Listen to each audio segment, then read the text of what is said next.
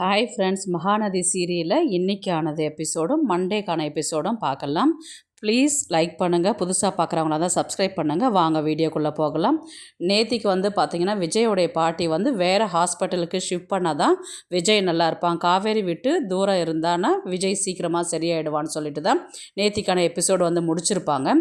இன்றைக்கி பார்த்திங்கன்னா வேறு ஹாஸ்பிட்டலுக்கு ஷிஃப்ட் பண்ணி டாக்டர்ஸ்லாம் விஜயை செக் பண்ணி பார்த்துட்டு இப்போ கிரிட்டிக்கல் ஸ்டேஜ் தாண்டிட்டார். இப்போ நல்லாவே இருக்கிறாரு.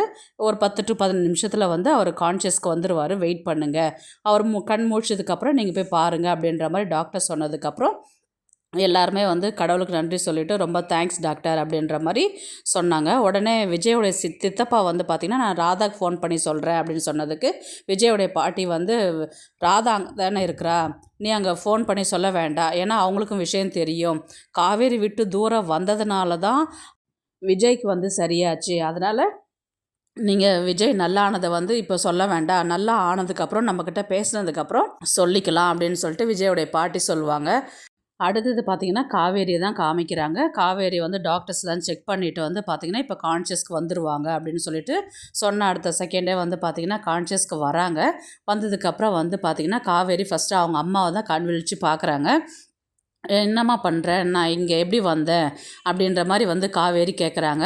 ஆக்சிடெண்ட் ஆச்சு இல்லையா, அதனால தான் உடனே இங்கே கூட்டின்னு வந்தோம் அப்படின்ற மாதிரி இவங்க பழைய விஷயத்தை பேசுகிற மாதிரி பேசிகிட்டு இருப்பாங்க.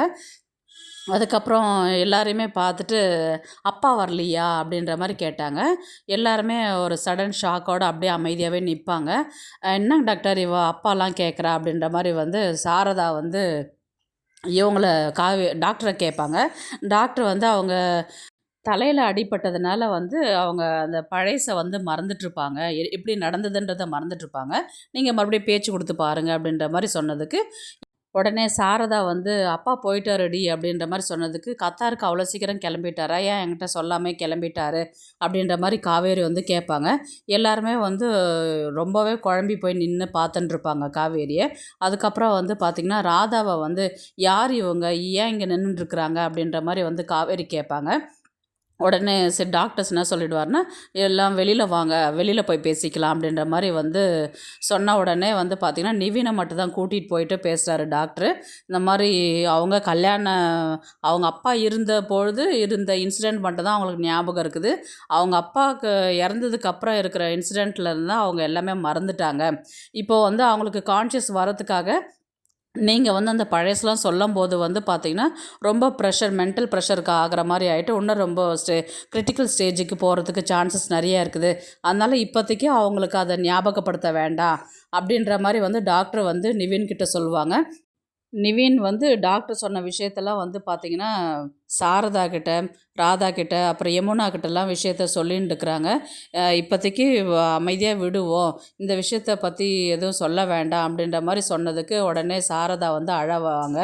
ஏன்னா குழந்த கல்யாணம் ஆனதும் தெரியல, குழந்த பிறந்ததும் தெரியல, இப்போ இந்த குழந்தைய வச்சுக்கிட்டு நான் என்ன பண்ணுறது, எப்படி நான் அந்த குழந்தைக்கு இவ தான் அம்மான்றது நான் எப்படி சொல்கிறது அப்படின்ற மாதிரி சொல்லிக்கிட்டு அழுவாங்க. உடனே ராதா கிளம்பி போயிட்டு விஜயோடைய பாட்டி ரோகிணி கிட்ட தான் பேசுவாங்க. என்ன பேசுவாங்கன்றது பார்த்திங்கன்னா இந்த மாதிரி நடந்த இன்சிடெண்ட் எல்லாமே சொல்லுவாங்க. இந்த மாதிரி காவேரி என்னையே யாருன்னு கேட்குறாமா, அவள் எல்லாத்தையுமே மறந்து போயிட்டா அப்படின்ற மாதிரி இவங்க விஜயோடைய பாட்டிக்கிட்ட சொல்லும்போது பார்த்திங்கன்னா உடனே விஜயோடைய சித்தப்பா என்ன சொல்வார்னா, இப்போ கல்யாணம் ஆனது எல்லாமே மறந்துட்டுருப்பானா, குழந்த பிறந்ததுமே தெரியாது இல்லையா அப்படின்ற மாதிரி சொன்னதுக்கு கண்டிப்பாக இருக்கும் அப்படின்ற மாதிரி விஜயோடைய பாட்டி சொல்கிறாங்க. அப்போ இதுதான் சாக்குன்றது பார்த்திங்கன்னா நம்ம காவேரி அறுத்து விட்டுருவோம் அப்படின்ற மாதிரி விஜயோடைய சித்தப்பா சொல்லுவார். இப்போது பார்த்திங்கன்னா நமக்கு சாதகமாக தான் எல்லா விஷயமே நடக்குது, அதனால் இதுதான் நல்லது அப்படின்ற மாதிரி விஜயோடைய சித்தப்பா சொன்னதுக்கு ரோகிணி அவங்க என்ன சொல்லுவாங்கன்னா, இது நமக்கு சாதகமாகவே தான் அமையுது, நம்ம இனிய காவேரி குடும்பத்தை நம்ம குடும்பத்தோடு ஒப்பிடவே தேவையில்லை, இதுதான் சாக்குன்றது நம்ம கல்யாணம் ஆகிறத சொல்லாத நம்ம கூட மறைச்சிடலாம் அப்படின்ற மாதிரி விஜயோடைய பாட்டி சொல்கிறாங்க. விஜயோடைய சித்தப்பா இந்த விஷயத்த சொன்ன உடனே விஜயோடைய தாத்தா என்ன சொல்வார்னா, இது ஒரு நல்லதுக்காக தான் இருக்கும், ஆனால் நம்ம பழைய விஷயத்த காவேரிக்கு சொல்லும் போது அவளுடைய மென்டல் ஹெல்த் பாதிக்கப்படுறதுனால இந்த விஷயத்த இப்போதைக்கு அவகிட்ட சொல்ல மாட்டாங்க அப்படின்ற மாதிரி இவரும் சொல்கிறாரு. உடனே விஜயோடைய பாட்டி என்ன சொல்கிறாங்கன்னா, குழந்தையும் விஜயும் மட்டுமே நம்ம கூட வச்சுக்குவோம், இது நமக்கு சாதகமா அமைஞ்சது வந்து ரொம்ப நல்லதுதாங்க. எல்லாமே நல்லதாவே நடக்கும்னு வந்து எதிர்பார்ப்போம் அப்படின்ற மாரி இன்னைக்கான எபிசோட வந்து முடிக்கிறாங்க. மண்டே வந்து பார்த்தீங்கன்னா, விஜய்க்கு கான்ஷியஸ் வந்துட்டு காவேரி எங்க? குழந்தை எங்க? அப்படின்ற மாரி தான் வந்து கேட்பாரு. உடனே விஜயுடைய பாட்டியும், சித்தப்பாவும் அவங்கலாம் நல்லா தான் இருக்கிறாங்க. நீ ரொம்ப ஸ்ட்ரெயின் பண்ணிக்காத. இப்ப தான் நீ வந்து கிரிட்டிக்கல் ஸ்டேஜ்லேருந்து இப்ப தான் கான்ஷியஸ்க்கு வந்திருக்கிற. ரொம்ப ஸ்ட்ரெயின் பண்ணக்கூடாதுன்னு சொல்லிட்டு டாக்டர் சொல்லியிருக்கிறாங்க. உனக்கு காவேரியும் குழந்தையும் தானே பார்க்கணும். அங்க இருக்கிறாங்க. வெயிட் பண்ணு போகலாம். ஃபர்ஸ்ட்டு உனக்கு நல்லா ஆகட்டும் அப்படின்ற மாரி வந்து விஜயுடைய பாட்டி சொல்றாங்க. உடனே விஜய் வந்து, "எங்க காவேரி காணோம், வரவே இல்லையே" அப்படின்ற மாரி சொன்னதுக்கு, உடனே அவங்க சித்தப்பா என்ன சொல்லுவாங்க, "நீ ரொம்ப சீரியஸா இருந்த. அங்க வந்து ட்ரீட்மெண்ட் பண்ண முடியாதுன்னு சொல்லிட்டாங்க. அதனால தான் இங்க ஷிஃப்ட் பண்ணியிருக்கிறோம். இப்போ உனக்கு கொஞ்சம் இப்போ பரவாயில்ல. இப்போ பெட்டரா இருக்குது இல்லையா?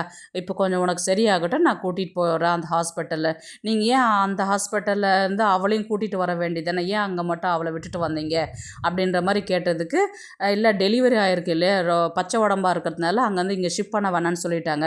அதனால காவேரி வந்து அந்த ஹாஸ்பிட்டல்லே இருக்கிறா. இப்போ உனக்கு நல்லா ஆனதுக்கப்புறம் நீ போய் பார்க்கலாம். இல்ல நம்ம எல்லாருமே சேர்ந்து போய் பார்க்கலாம்." அப்படின்ற மாரி வந்து விஜயோடைய பாட்டி வந்து விஜய் கிட்ட சொல்லுவாங்க. மண்டே, டியூஸ்டே இல்ல வெட்னஸ்டே 3 நாள் வந்து பார்த்தீங்கன்னா, கம்பல்சரி ஹாஸ்பிட்டலோடைய கதைய தான் காமிப்பாங்க. அதுக்கப்புறம் வந்து பார்த்தீங்கன்னா, இவரு வந்து விஜய் வந்து அங்க காவேரி பார்க்கறதுக்கு போற மாரி இருக்கும் ஹாஸ்பிட்டலுக்கு அங்க. போயிட்டு அவங்க குழந்தைய பார்த்து அவர் சந்தோஷமா அந்த குழந்தைய எடுத்துக்கிட்டு காவேரி கிட்ட கொண்டு போயிட்டு நிற்கிற மாரி காமிச்சு, திங்கட்கிழமைக்கான எபிசோட வந்து முடிப்பாங்க.